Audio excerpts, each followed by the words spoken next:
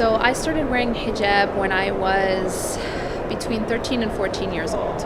And what motivated me to do it is that it was actually, I used to be pretty active when I was in middle school and high school in these youth camps, Muslim Youth of North, MINA specifically, Muslim Youth of North America. And one summer after 8th grade, it was the summer between 8th grade and 9th grade, I went to a MINA camp. And this particular MINA camp, for some reason, I just felt at the end of the camp, I wanted to change my life. I wanted to become more serious about my Islamic identity. And so at that time, I made a couple decisions. And one of those decisions was that I would be absolutely committed and regular to my prayers, to my salah. And because like a lot of middle schoolers, I was, on and off. And I decided at that point that I was going to be committed to my salah and I was never going to miss my salah.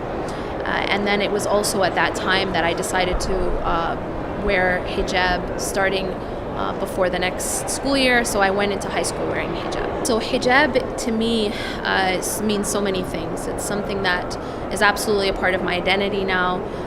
But most of all, hijab is a symbol of my love of Allah, my love of God, my commitment to the fact that as a woman, I am not to be objectified.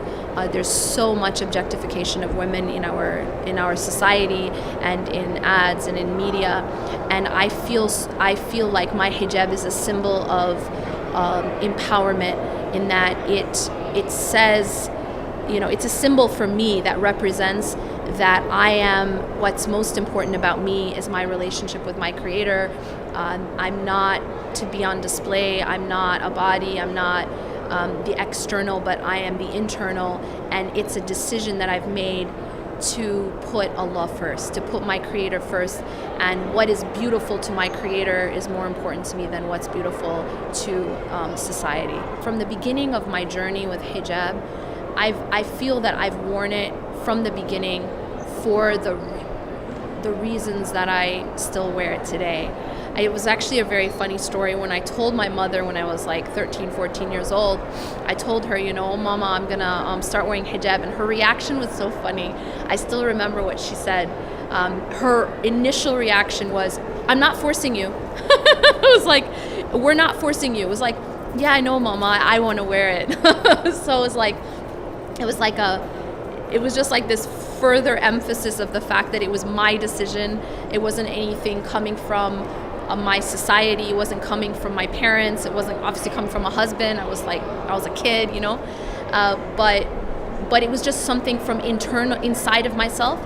And so because I had that strong conviction that this is part of my path to God, and I continue to feel that way about it till today.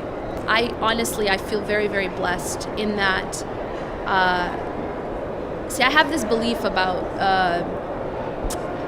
the world around us, and that belief is that when you become very, very firm internally, when you become very firm and strong in your conviction internally, people see that. Like, you give off people can tell whether you're confident, whether you're firm in what you're doing and what you believe in, or if you're not.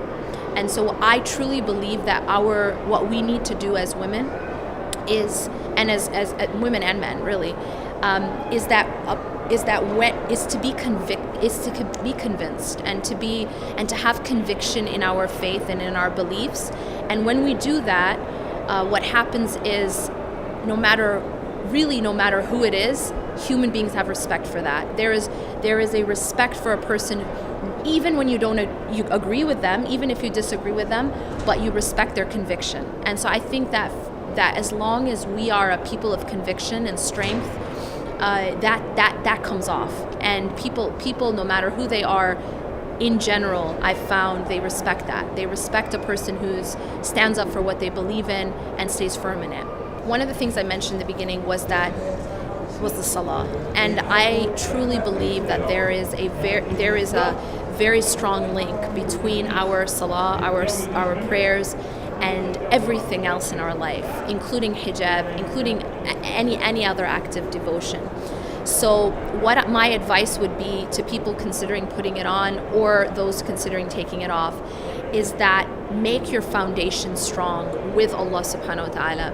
And the best way to make that foundation strong is by building a strong relationship with your salah.